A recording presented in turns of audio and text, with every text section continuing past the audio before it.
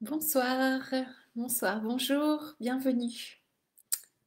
Bienvenue à toutes, bienvenue à tous. Bienvenue pour ce live. Il est tard, il est 10h, 22h30. Mais voilà, j'ai eu une très grosse journée. Euh, j'ai passé toute la journée à l'école maternelle, 10 heures de boulot. Et après, un cercle ce soir, le cercle d'initiation de la célébration de l'équinoxe d'automne, puisque l'équinoxe d'automne, c'est la semaine prochaine, le 23 septembre. Et donc nous avions dans le programme de la roue de l'année le cercle d'initiation de cette célébration.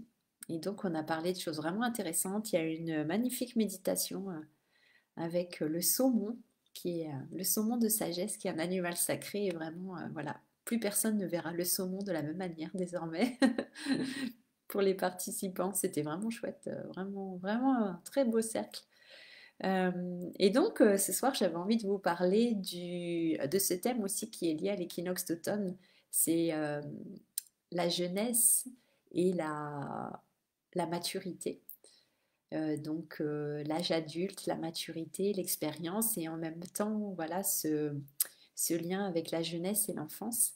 Et c'est intéressant vraiment de voir ça et de voir comment, effectivement, nous passons à- voilà, avec les années qui passent, nous passons de la jeunesse, de l'innocence de l'enfance à effectivement oui, une certaine immaturité en quelque sorte aussi, il faut le dire, qui est normale effectivement quand on est enfant, à cette maturité et à cette sagesse de l'adulte, enfin voilà, on tend vers ça, n'est-ce pas? Et avec les années passant. Et donc, l'équinoxe d'automne, elle correspond aussi à cet âge un peu plus avancé dans la vie, où on est vraiment voilà, dans ces âges de maturité.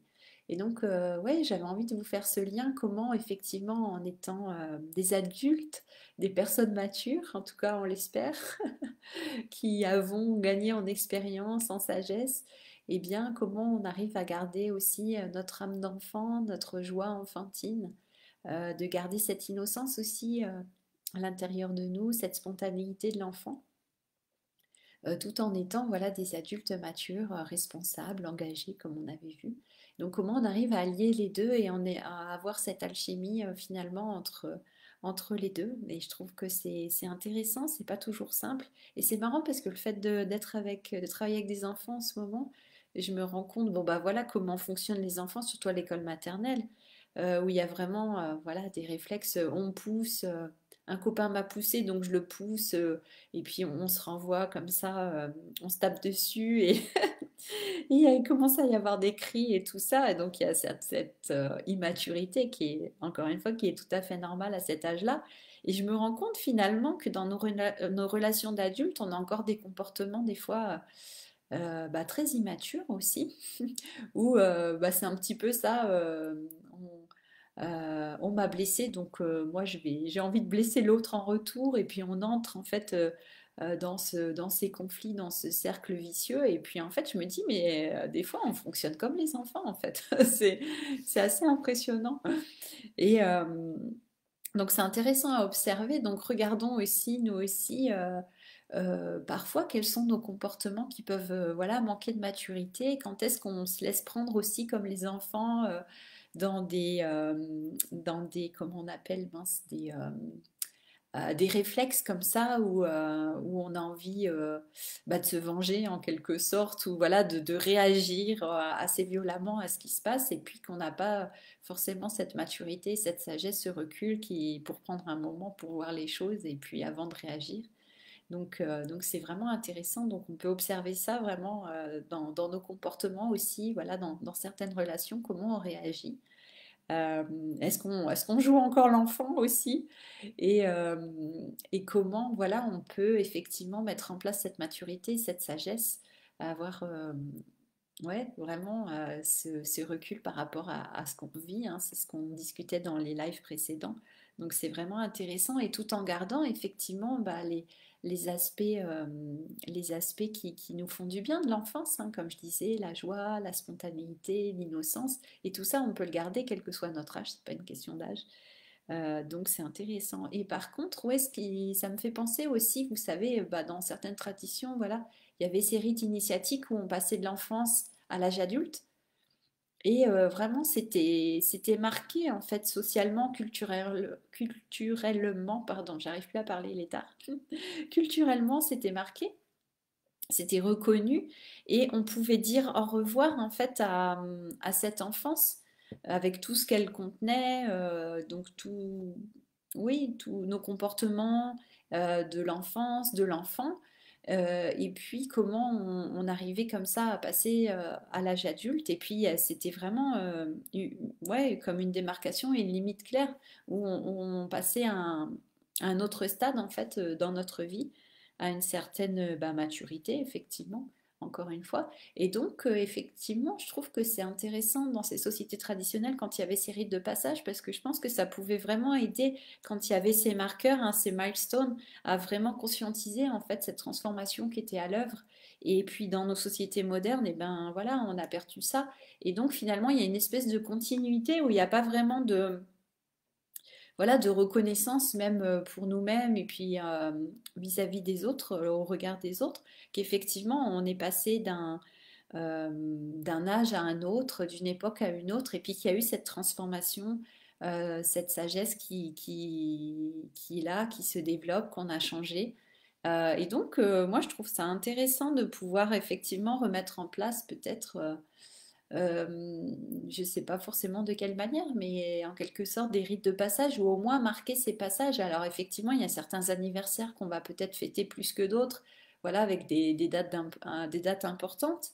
Par exemple, on dit, bah voilà, quand on a 7 ans, déjà, ça marque un certain passage, après à d'autres âges comme ça.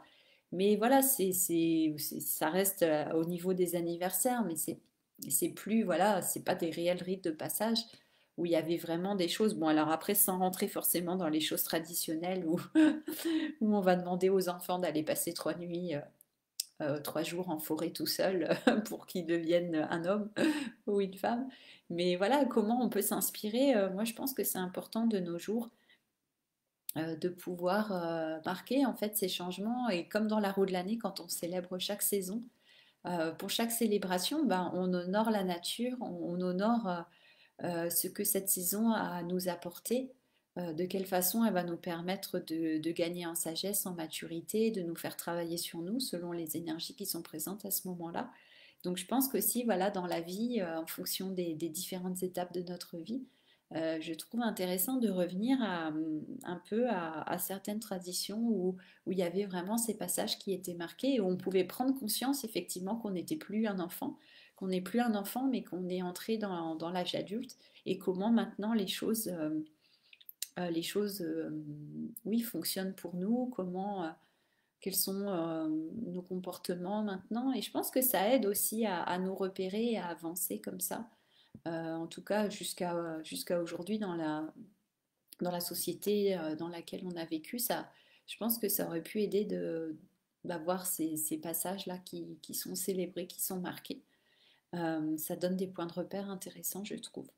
Donc, et puis souvent, vous savez, dans les légendes ou dans les histoires ou dans les contes, il y a souvent l'enfant et puis euh, ça peut être un vieillard ou voilà une femme d'âge mûr. Et puis vraiment, il y a toujours ce duo voilà, de l'enfant avec la personne âgée et puis l'ancien qui va transmettre aux jeunes sa sagesse, comme Merlin quand il enseigne au jeune Arthur. Donc il y a toujours ces duos aussi qu'on retrouve souvent dans les contes et les légendes, où il y a voilà, l'ancien qui transmet au jeune, et puis en même temps le jeune qui transmet encore bah, toute son innocence, toute sa fraîcheur à l'ancien. Donc c'est intéressant, et aussi bah, forcément aussi ce mélange des générations comme on arrive à reproduire encore maintenant, où on mélange voilà, les personnes âgées et des plus jeunes. Et je trouve ça vraiment intéressant toujours. Bah oui, ce mélange intergénérationnel, il est vraiment riche en fait. C'est vraiment une dynamique qui se crée, et puis il y a un partage qui est très riche, partage d'expériences. Et tandis que quand on cloisonne les enfants avec les enfants, les personnes âgées avec les personnes âgées, les adultes avec les adultes. Enfin voilà, il n'y a plus ce mélange, il n'y a plus cette dynamique, il n'y a plus ce côté vivant là qui est en train bah, qui est présent et puis qui, ouais, je vois avec l'énergie qui circule en fait, et puis des partages, et puis des bons moments qui sont passés ensemble. Donc je trouve que c'est intéressant, voilà, grâce à cet équinoxe, de repenser à tout ça et de voir comment nous, on peut éventuellement mettre ça en place dans notre vie, ou en tout cas faire de la place pour qu'il y ait un peu plus de mélange, et puis pour nous-mêmes nous faire nos propres rites initiatiques, ou nos propres rites de passage pour marquer, voilà, certaines évolutions dans notre parcours. Voilà, c'est ce qui me venait spontanément par rapport à la journée. Eh bien, je vous souhaite une belle nuit, une bonne soirée, ou une belle journée. Et puis, on se retrouve demain pour un nouveau live. Voilà, je vous souhaite une bonne nuit. Je vous embrasse. Au revoir. À bientôt. Ciao, ciao.